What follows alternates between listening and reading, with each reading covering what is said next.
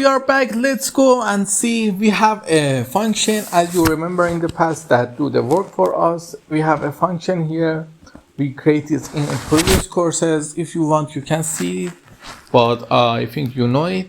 It's a easy function that when you run it, wait a little, connecting Python 3, Google Computer Engine. You wait a little. Okay, after running, it gave us, okay, sorry, I maybe write it.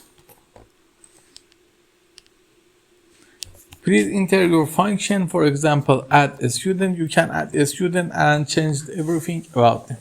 For example, let's say we want to change the view grades to also show us the medians.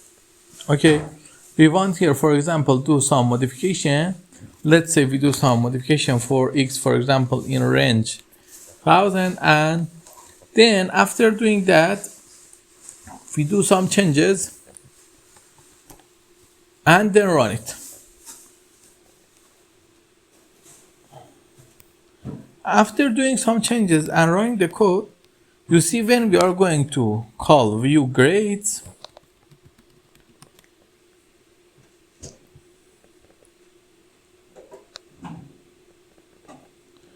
the code is crashing. But we spend so much time on creating the code to run right, we can't understand why it's crashing.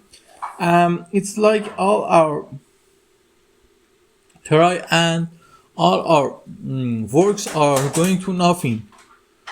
So what should we do? We should copy the code every time we create it perfect and then write the code. You maybe guess that you will forget to do the thing in the right time and in the right way.